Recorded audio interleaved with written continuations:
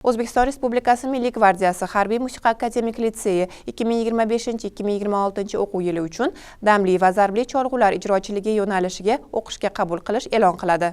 O'zbekiston Respublikasi Prezidentining 2022 yil 16 fevral kunidagi 129 sonli O'zbekiston Respublikasi Milliy gvardiyasi Harbiy musiqa akademik litseyi faoliyatini tashkil etish chora-tadbirlari to'g'risidagi qarori bilan tasdiqlangan O'zbekiston Respublikasi Milliy gvardiyasi Harbiy musiqa akademik litseyiga o'quvchilarni tanlab olish, o'qishga qabul qilish va o'qishdan chetlatish tartibi to'g'risidagi nizomiga muvofiq amalga oshiriladi. Harbiy musiqa akademik litseyining 5-sinfiga umumiy o'rta ta'lim muassasalarining 4-sinfini bitirgan o'g'il va qiz bolalarni tanlab olish orqali o'qishga qabul qilinadi. Tanlab olishdan o'tgan nomzodlar akademik litseyga belgilangan kvota, ya'ni 78 ta o'quvchi doirasida qabul qilinadi. Akademik litseyga nomzodlarni tanlab olish va o'qishga qabul qilish teng huquqlik va odillik tamoyillari asosida amalga oshiriladi. Ota-onalar yoki ularning o'rnini bosuvchi shaxslar nomzodlarni tanlab olish jarayonlarida kuzatuvchi sifatida qatnashishi mumkin. Nomzodlardan hujjatlarni qabul qilish. Qabul komissiyasi nomzodlarning hujjatlarini 1-iyun kunidan 20-iyun kuniga qadar qabul qiladi. Tanlab olishda qatnashish uchun quyidagi hujjatlar taqdim etilishi talab etiladi. Nomzodning ota-onasi yoki ularning o'rnini bosuvchi shaxslar tomonidan akademik litseyi direktori nomiga ariza. Nomzodning tug'ilganlik haqidagi guvohnomasi nusxasi.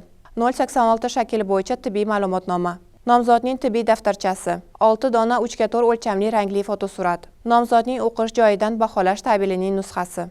Ota-onasining pasporti va nikoh guvohnomalari nusxasi hamda ularning ish joyidan, ishsiz bo'lsa, mahalladan dalolatnoma. Kirish imtihonlari 20-iyundan 30-iyungacha o'tkaziladi. Akademik litseyga nomzodlarni tanlab olish va o'qishga qabul qilish tartibi.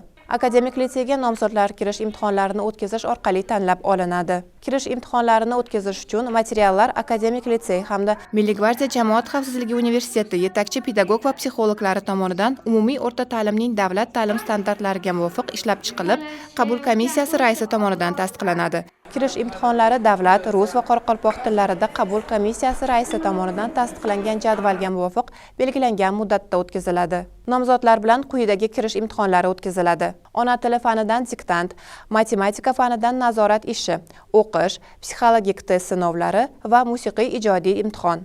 Nomzodlar bilan ijodiy sinovlar o'tkazilgan binoga o'zi bilan musiqa asbobi, ijodiy ishni bajarish uchun zarur anjom olib kirishga ruxsat etiladi. Nomzodlar barcha sinovlarning umumiy natijasi ketma-ketligi bo'yicha belgilangan kvotaga muvofiq, ya'ni 78 ta qiz va o'g'il bolalar o'qishga qabul qilinadi. Bir necha nomzodlarning o'tish reytingi ballari teng bo'lgan holatlarda ular akademik litseyga belgilangan kvotadan tashqari qabul qilinadi. Kirish imtihonlari 100 ballik tizimda akademik litseyga kirish uchun imtihonlarni umumiy baholash mezonlariga muvofiq baholanadi. Imtihonga kelmagan nomzodlar bilan takroriy imtihonlar o'tkazilmaydi. Kirish imtihonlarining yakuniy natijalari akademik litsey qabul komissiyasi tomonidan 5-iyulgacha e'lon qilinadi. Kirish imtihonlari natijasidan norozi bo'lgan nomzodlarning ota-onalari yoki ularning o'rnini bosuvchi shaxslar akademik litsey direktori buyrug'i bilan tuziladigan apellyatsiya komissiyasiga natija e'lon qilingan kundan boshlab 3 kun davomida apellyatsiya berish huquqiga ega.